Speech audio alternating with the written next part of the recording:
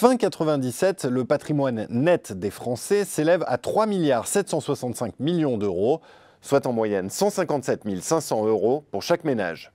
20 ans plus tard, il dépasse 11 000 milliards, soit 380 000 euros environ par foyer.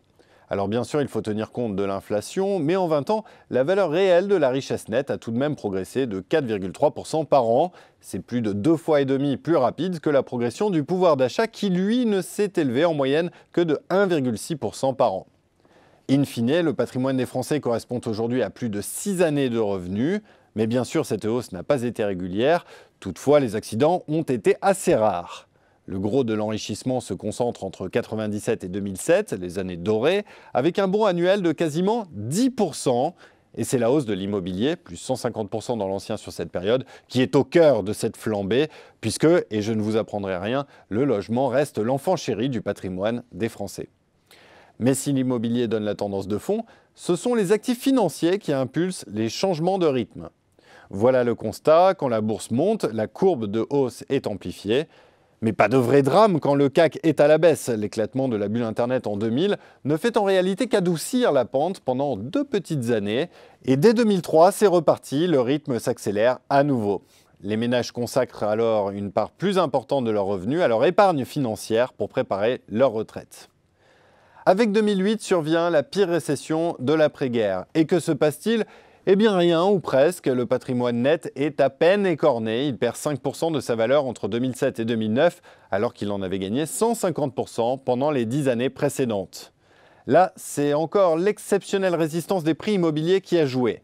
Même cause, mêmes effets, lorsque les bourses chutent, la baisse des taux oxygène le marché de la pierre. Ce à quoi il faut ajouter l'impact de la fameuse loi TEPA qui a facilité les transmissions de patrimoine avec une fiscalité très light.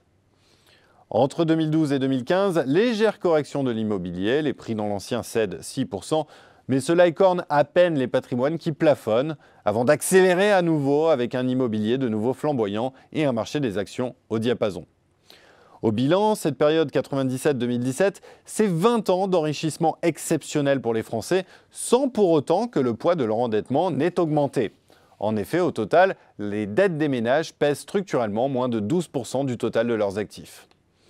Alors oui, les Français se sont terriblement enrichis.